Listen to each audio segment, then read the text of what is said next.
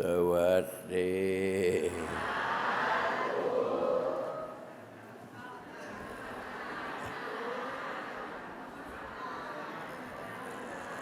โยมมาฟังเทศน์หลวงพ่อคำแรกที่ได้ยินก็คือสวัสดีพอหลวงพ่อพูดสวัสดี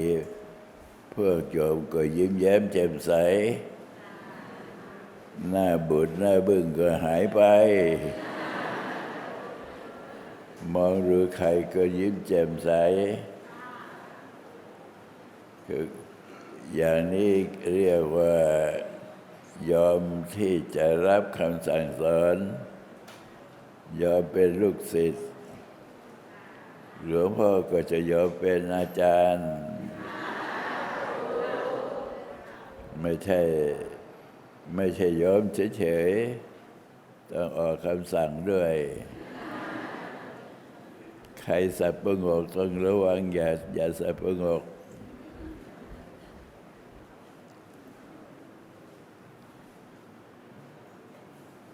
พวกเราได้ฟังธรรมอาทิตย์ละครั้งถือว่าเรามาต่อยอดที่สวยคนเราลองคิดดูให้ดีว่าอะไรที่มันเป็นตัวตั้งตัวตีอยู่เวลานี้สิ่งนั้นคือเป็นของวิเศษของวิเศษนี่ไม่ว่าจะเป็นใครเป็นหญิงเป็นชายเป็นคนเล็กคนใหญ่เขาจะมีของวิเศษประจำตัวท่านทั้งหลายทุกคนมีของวิเศษประจำตัวแต่ยังไม่รู้ว่าของวิเศษมันคืออะไรมันอยู่ที่ไหนอยู่ตรงไหนจะรู้ได้ก็ต่อเมื่อ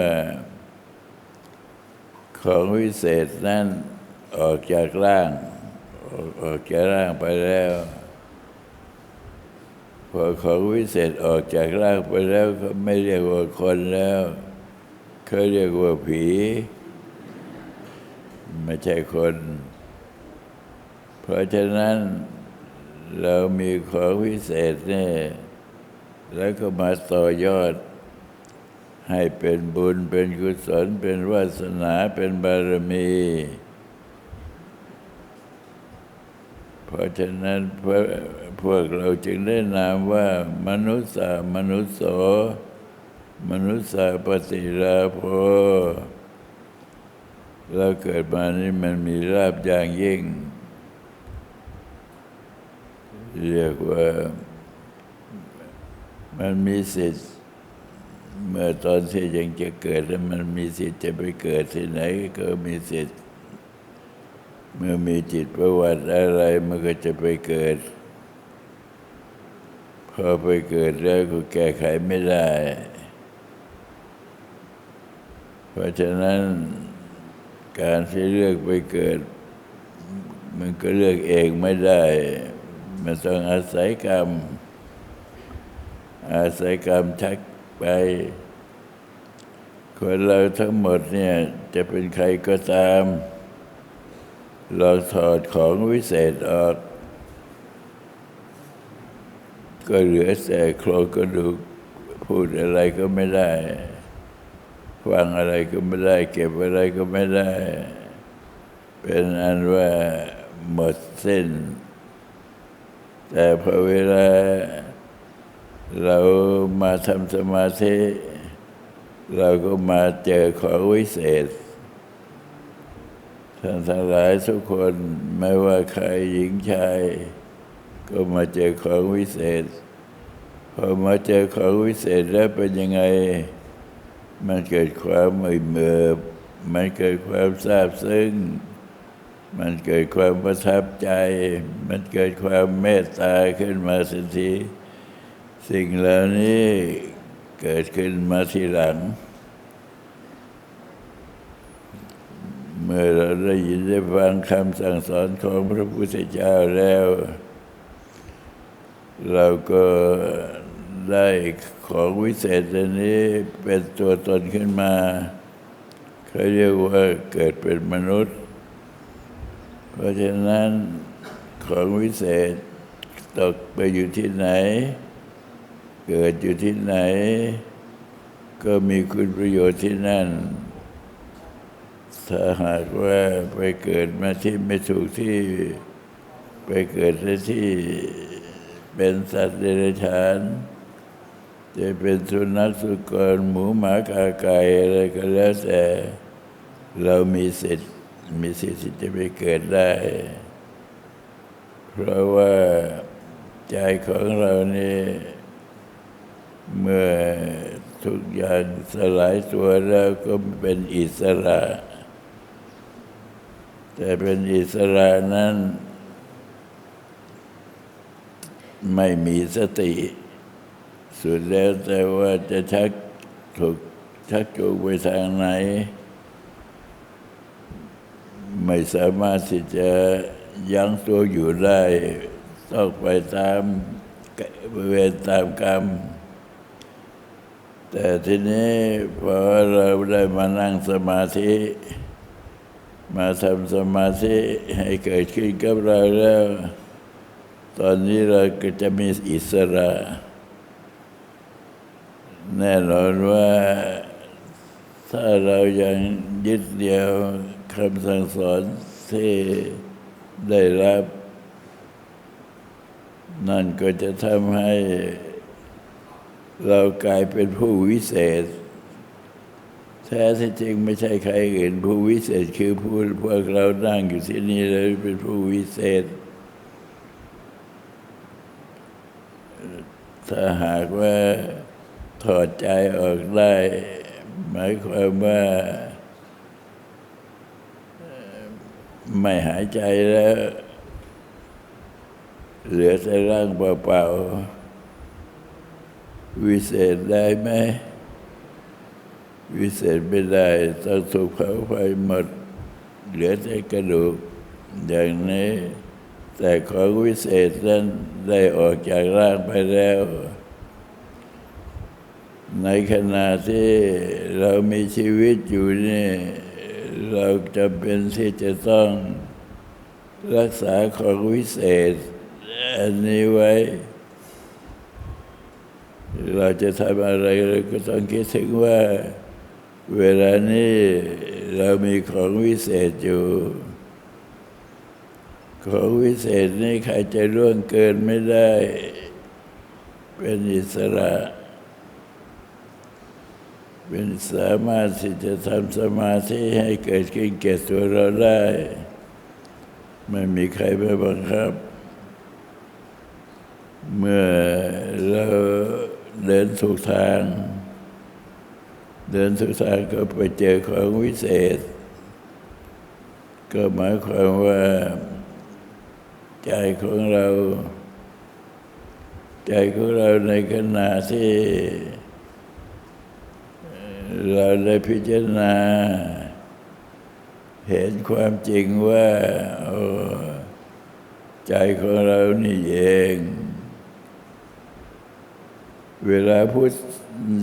นึกพุทโธขึ้นมาอย่างนี้เราก็นึกขึ้นมาได้ไม่มีใครมาบังคับแต่ว่าถ้านึกพุทโธขึ้นมาแล้วเนี่ยก็เป็นของวิเศษที่เรากำลังจะพบแต่ก็เกิดขึ้นมาในตัวของเราทุกคนมีสิทธิ์เกิดขึ้นมาได้แต่ในขณะเดียวกันก็ในใจของเรานี่ไปเกิดเป็น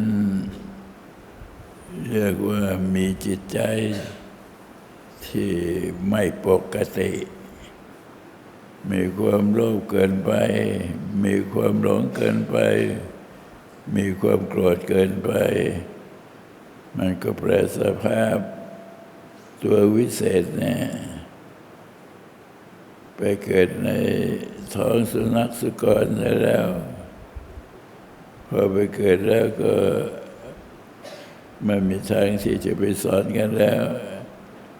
จะเอาธรรมะใครไปสอนสุนัขสุกรหมูหมากาไก่อะไรไปสอนไม่ได้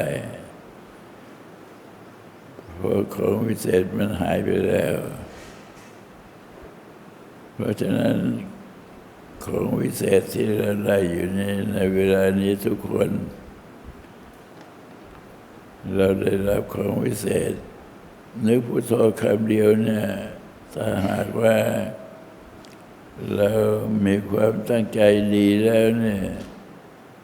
สวรรค์ที่ก็มารอรับเราสวรรค์จะต้องมารอรับเราได้ถ้าเราได้ของวิเศษทีนี้ถ้าหากว่าเราไม่ได้ของวิเศษนรกจะมารอรับเอาแล้วเราลองคิดดูให้ดีถ้าหากว่านรกมารอรับเอาแล้วเนี่ยไอ้โซ่ตรวนที่เขาเอามาผูกขาเราเนี่ยมันเผาจนเหล็กละลายแล้วมันก็มามัดตัวเราไปนี่เราก็หมดอิสรภาพอย่างนี้แต่ว่าเราได้พ้นเขตอันตรายแล้วเราก็เลยได้กลายมาเป็นผู้วิเศษท่านทั้งหลายคำพูดคำนี้ไม่ใช่เป็นคำพูดที่พูดปล่อยๆแต่เป็นคำพูดที่มีหลักมีเกณฑ์มีหลักมีฐานอย่างนี้มีครอบครัวหนึ่งสามีเขาเป็นนายพรานล่าเนื้อต่อมาเขาก็อายุก็มากขึ้นนายพรานนั้นก็จะตายแล้วมีพระภิกษุรูปหนึ่งท่านสงสารท่านก็เลยคิดจะไปโปรดท่านก็ไปยืนอยู่ที่หน้าบ้านภรรยาก็ไม่ถามว่าท่านจะไปไหนบอกไม่ได้ไปไหนหรอกบอกว่าจะมาเยี่ยมโยมป่วยใช่ไหมบอกว่าใช่นิมนต์พระเขาไม่นิมนต์ไปขึ้นบ้านเขาไม่ได้พอนิมนต์แล้วพระท่านก็บอกว่าโยมนึกพุทโธนะไอ้แดงสุดแล้วเขาชื่อไอ้แดงจะบอกว่าพุทโธนะไอ้ด่างพระท่านก็จดใจจะทำไม่สำเร็จแล้วก็บอกโยมบอกว่าโยมอยากได้ของที่ดีกว่าสิ่งที่โยมคิดนี่ไหมบอกว่าอยากได้ว่าตามมาเพราะว่าพระท่านก็บอกว่าพุทโธพอบอกพุทโธข้าที่นายพรานเขาอยากได้ของดีเขาก็เลยนึกพุทโธขาดใจตายพอดีได้ไปเกิดในชั้นสวรรค์ในขณะนั้นพระที่ท่านบอกพุทโธให้นั้นท่านไปทำสมาธิอยู่ในป่าองค์เดียวเทวดาก็มาคิดว่าเราอยากจะได้ทำบุญให้มันมากกว่าที่เราทำไปแล้ว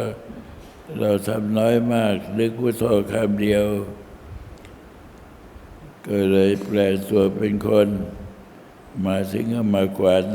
ทางเดินจงกรมให้พระท่านก็สงสัยที่นี่ไม่มีบ้านคนโยมมาจากไหนพระท่านถามโยมก็ตอบว่าก็โยมที่ท่าน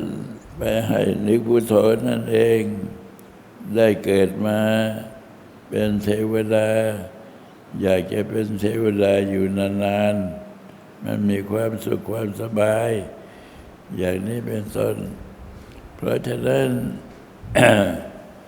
ร่างกายของเรานี่จึงเป็นส่วนอาศัยเราจะอาศัยสัก50 ปีเราจะอาศัยสัก70 ปีจะอาศัยสัก90 ปีอย่างหลวงพ่อเวลานี้ก็99 ปีแล้วก็อาศัยอยู่ได้เพราะว่ามีธรรมะมีคุณธรรมนี่ไม่ต้องมากนิดเดียวที่พระพุทธเจ้าได้แสดงไว้ว่าพุทธังสรณังคัจฉาเสนาเตกะเมจันติอปายภูมิงมนุสสังเทหังเทวกายังปุเรสามิเตบุคคลผู้ใดได้มาระลึกถึงเราตถาคตคือระลึกถึงพระพุทธเจ้าแม้คำเดียวก็สามารถปิดนรกปิดอบายภูมิได้คนที่จะต้องไปเกิดเป็นสุนัขสุกรไปเกิดเป็นช้างม้างัวควายไปเกิดเป็นสัตว์นรกเขาเรียกว่าอบายภูมิแต่ที่ภูมิที่ไม่สามารถจะทำบุญทำอะไรได้ไม่เหมือนพวกเราอย่าว่าชวนมานั่งสมาธิก็มาชวนไปไหว้พระก็ไปชวนไปทำความเพียรสมาธิที่ไหนก็ไปทำกันไหว้พระสวดมนต์นึกถึงคุณพระพุทธพระธรรมพระสงฆ์อยู่ตลอดก็กลายเป็นผู้วิเศษอาจารย์ท่านบอกว่าอย่างนั้นหลวงพ่อมาคิดดูเราเนี่ยเป็นคนที่ได้พ้นจากนรกมาได้เพราะอาศัยคำสอนที่พระอาจารย์ท่านแสดงแนะนำให้มีความดีใจรู้สึกซาบซึ้งที่ท่านได้สามารถเสียสละมาเทศนาสั่งสอนเราจนกระทั่งเราได้เป็นผู้วิเศษขึ้นสามารถที่จะนำคำสั่งสอนเหล่านี้ไปให้แก่ผู้คนทั้งหลายที่ยังไม่ศรัทธาก็จะได้มีศรัทธาถ้ามีศรัทธาแล้วก็จะได้มีศรัทธายิ่งขึ้นไปเพราะฉะนั้นท่านทั้งหลายอยากหาของวิเศษอยากเป็นผู้วิเศษก็ปฏิบัติตามที่พระพุทธองค์ได้ทรงแสดงว่าพุทธังสรณังคัจฉาเสนาเตกะมิจฉันติอปายภูมิงมนุสสังเทหังเทวกายังปุเรสามิติบุคคลผู้ใดมาระลึกถึงคุณพระพุทธเจ้าแม้แต่เพียงวาระจิตเดียวก็สามารถปิดนรกได้สามารถที่จะทำให้ไปบังเกิดในสุคติโลกสวรรค์ในโลกสวรรค์นั้นก็สามารถที่จะบำเพ็ญกุศลต่อไปจนกระทั่งถึงนิพพานก็ได้รับความสุขมากมายนี่โอวาทานุศาสนีคำสอนขององค์สมเด็จพระสัมมาสัมพุทธเจ้าดีวิเศษอย่างนี้ไม่มีอะไรเทียมเท่าเราจะไปคิดหาอะไรให้มันวิเศษคิดหาไม่สำเร็จแต่ที่ไหนได้อยู่ที่ตัวเราแท้ๆไม่จำเป็นต้องไปคิดที่ไหนเพราะว่ามีใครก็มาบอกจะเป็นพระก็ได้เป็นโยมก็ได้บอกให้นึกพุทโธ บอกให้นึกพอนึกพับจิตมันก็เป็นพุทโธพอจะตายจิตดวงนี้ก็ยังอยู่ไปชาติไหนก็พุทโธก็ติดตามไปด้วยแต่หากว่าจวนจะตายเราไปนึกถึงสัตว์นึกถึงการฆ่าสัตว์นึกถึงการความไม่ดีทั้งหลายใจมันก็จะไปเกิดถ้าไปเกิดอย่างนั้นแล้วเช่นอย่างไปเกิดเป็นสุนัขหมามันก็ชอบไม่ใช่เกิดแล้วไม่ชอบเกิดแล้วก็ชอบแล้วก็เป็นหมาไปอย่างน้อยก็10 ชาติก็แย่แล้วแต่ถ้าหากว่าเราไปได้ฟังธรรมคำสอนที่พระพุทธเจ้าได้ทำเราก็ได้ทำตามจนกระทั่งได้เป็นเทวดาอย่างนี้เราก็มีความสุขเมื่อความสุขเกิดขึ้นมาแล้วเราก็เห็นในตัวเราเองใช่ไหมในตัวเราเนี่ยจะมีความสุขหรือความสุขตัวเราเป็นผู้ชี้บอกไม่มีใครที่จะมาข่มเหงหรือว่ายัดเยียดหรือว่ามาข่มขู่ให้เราทำแต่เราต้องทำด้วยศรัทธามาทำด้วยศรัทธาไหว้พระสวดมนต์ก็ได้กุศลสัตว์บาตรทำบุญก็ได้กุศลนั่งสมาธิภาวนาก็ได้กุศลมองไปแล้วล้วนแต่เป็นแนวทางที่ให้พวกเราได้รับผลอย่างดีที่สุดอยู่แล้วเมื่อเป็นเช่นนั้นเราก็จะต้องจับว่านี่คือหนทางที่เราพบแล้วมีคนมาบอกให้ว่าอันนี้คือพุทโธอันนี้คือธัมโมอันนี้คือสังโฆก็จะสามารถที่จะทำให้เราเป็นผู้วิเศษวันนี้ก็มีโอกาสดีบอกทางให้ท่านทั้งหลายพบของวิเศษในที่สุดเราได้มาทำสมาธิร่วมกันก็เท่ากับว่าลงเรือลำเดียวกันพอลงเรือลำเดียวกันข้ามจากฝั่งนี้ไปฝั่งโน้นถ้าไม่กระโดดลงซะก่อนก็ไปด้วยกันเพราะฉะนั้นสวรรค์นิพพานพระพุทธเจ้าตรัสว่ามนุษย์สังเทหังเทวกายังเมื่อละจากร่างกายมนุษย์แล้วก็ไปได้รับร่างกายเทพมันก็วิเศษขอให้ทุกคนรับบุญรับกุศลและบุญรับกุศลนี่เป็นการที่